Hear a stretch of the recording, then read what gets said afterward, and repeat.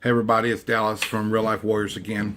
I want to pick up on part one of the video Life Before and After Dad. That was effectual change, and my dad had transformed his life in just a few short years from somebody who had racism in his life and alcoholism and anger and bitterness, and had turned that into helping change other people's lives. And even though I didn't know how much it had affected me then, later on in life, I now know. I'm about to explain that. One thing that we've talked about is how we all need something to look forward to, and how we all need somebody to lean on, and we have to reset our minds. My dad died in 1985, and here recently I've connected again with old friends that were there, that shed the tears with me, that stood beside me, and that somewhere throughout life we got disconnected.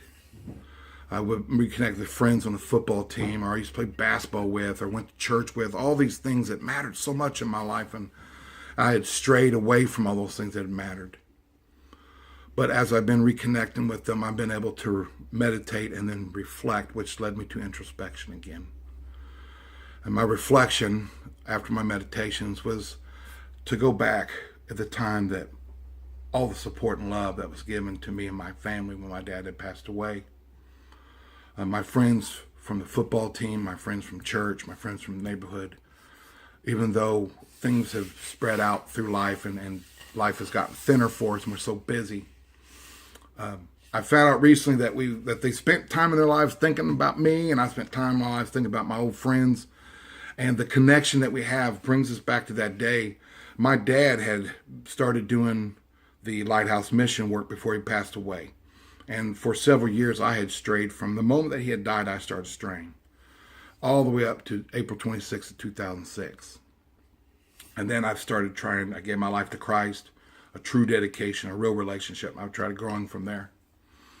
It's led to this point, to this ministry. I was concerned and thoughtful of a legacy I want to leave after having my heart attack. I don't know what to leave for my children. I don't have a lot of inheritance, and I don't have a legacy. And my wife pulled up an article from 1985 when my dad passed away.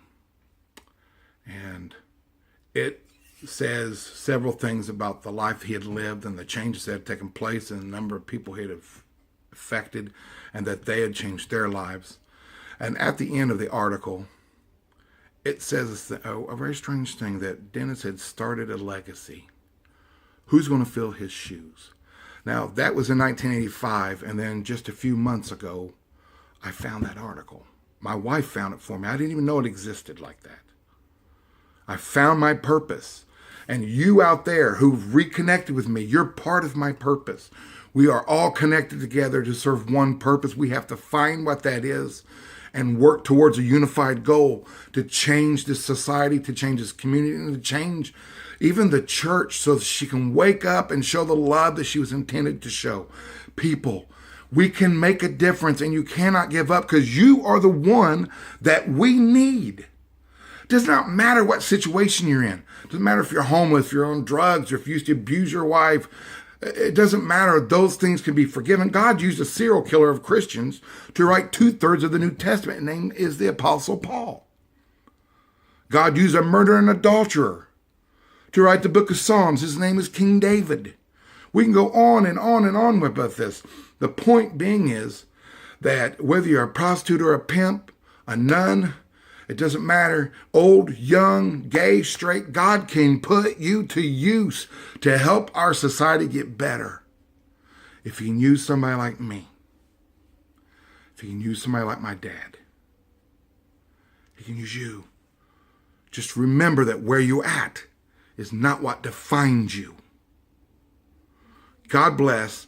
Hit me up on Twitter, Instagram, and Facebook. Let's conversate. You want to see the article? Meet me at the restaurant on the southeast corner of Madison Avenue and Troy Avenue on Tuesdays at 1:30 p.m.